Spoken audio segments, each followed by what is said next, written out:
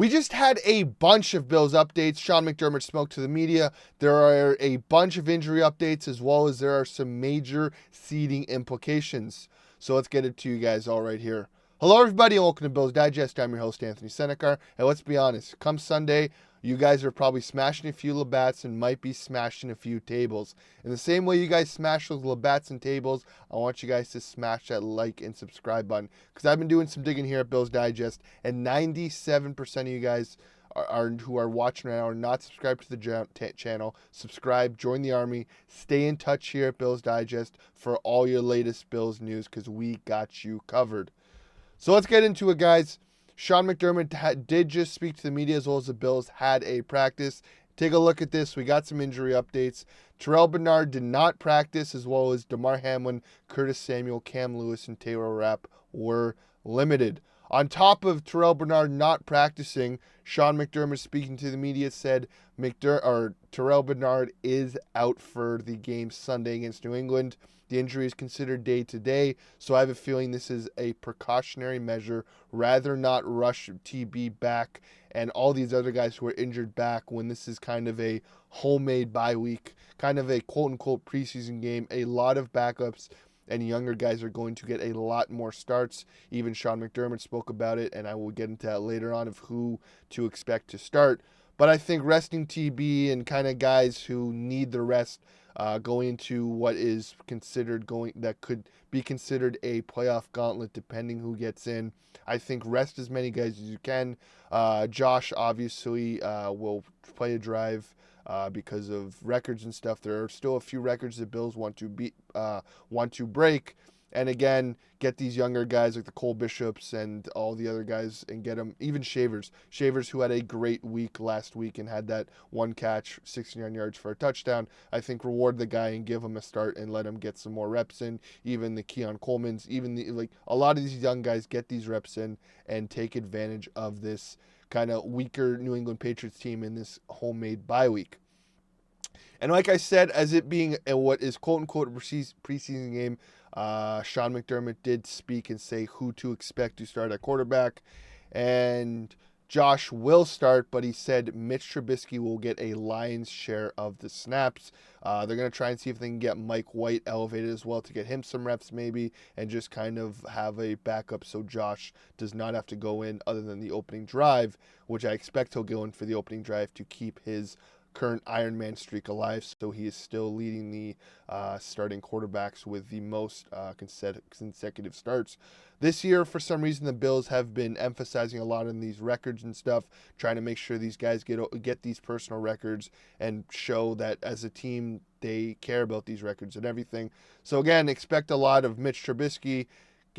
Mitch is still playing for a contract. He is on a one-year contract, so again, there could be starting jobs or bridge quarterback deals, and if you can get more money from having a 2 or 3 touchdown game in the last game of the season, I fully expect him to give him a basic playbook, but try to get opportunities for the young guys to get reps and for Mitch to get reps. On top of that, speaking of young guys, Buffalo Joe Anderson will be getting quite a bit of play time against the Patriots. Sean McDermott did state he has played really well for the Bills, filling in for Dorian Williams when he was injured, as well as Matt Milano. He's all over the field. Like, he's popping a lot, which is good to see. He's getting to the ball fast. He plays fast.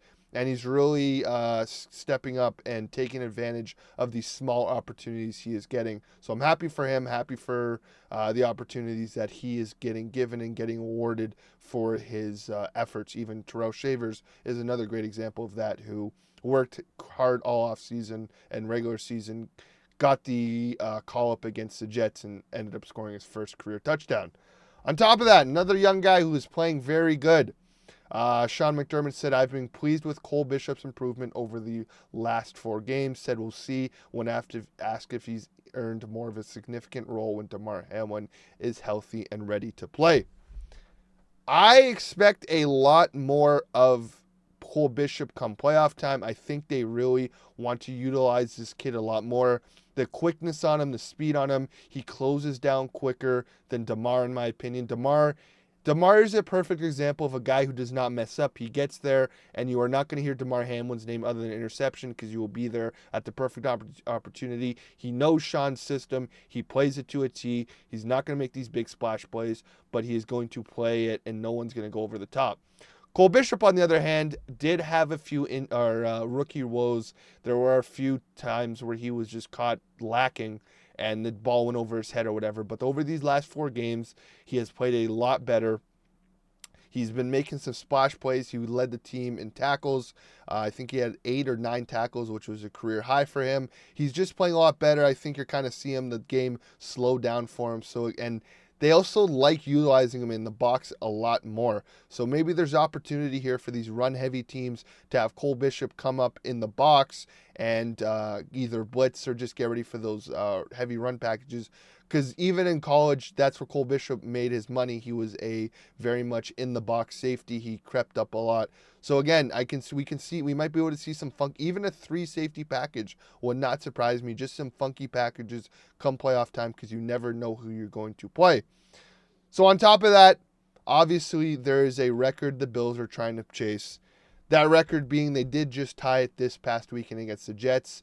But the team is fully aware of having 13 different players catch a TD pass this season, one shy of breaking the NFL record. They are clearly embracing it as a team accomplishment. Players have talked about who could be the one to break the record Sunday at the Patriots.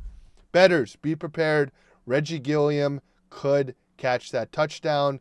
KJ Hamler could also get a call-up from the practice squad. He might catch a touchdown. Or Alec Anderson or one of these funky linebacker looks. There are many opportunities. I mean, even D-Doc caught one in the playoff game. So we'll see what happens. I fully expect Joe Brady and the offense to have some sort of packages coming in to try and break this record. They've tied it a second time. They tied it, I want to say, in the COVID year where they had, I think, 13 or 12 pass catchers. So I think they really want to break it. I personally think Gilliam's going to get it. I think he's worked really hard this season. He's had a great season. He's one of the glue guys on the team. And I just think there's packages in the red zone where you have a little play action. You go on a bootleg and you have Gilliam come across, Mitch run around, dump it off, and there's your touchdown and there's your record. I think it'd just be a great story for Gilliam. But again, even KJ Hamler can get the call up, or as well as one of the linemen. I personally am might be betting on Reggie Gilliam to do it. So if you guys want to follow suit, feel free to do that. Now, finally, seeding people, the big story. Obviously, this week is quote-unquote a preseason game. Win or lose, the Bills are locked in at the 2 seed. No seed movement for us. But if you take a look, there are plenty of opportunities who we might play. Most of them being Denver, but Cincinnati and Miami can backdoor into it. Cincinnati's best bet is Denver and Miami losing. Miami's best bet is Denver losing.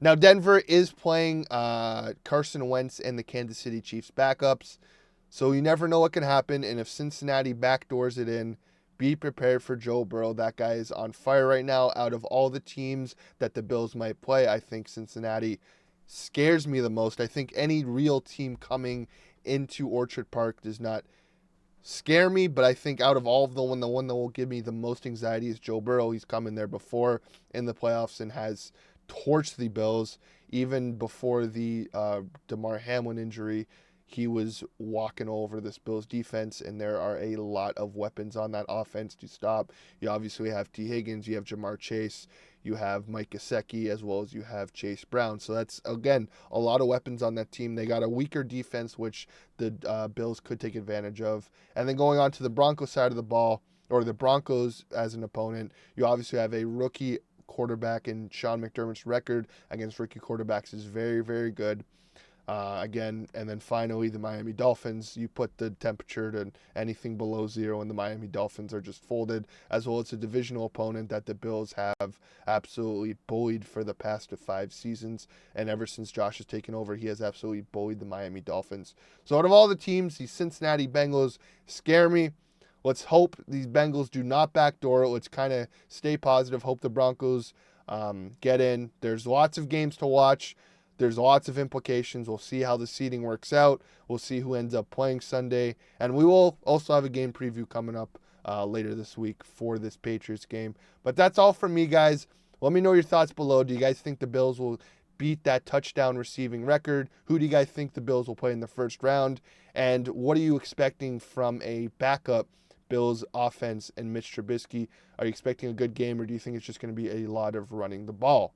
But as always, guys, like and subscribe, and go Bills.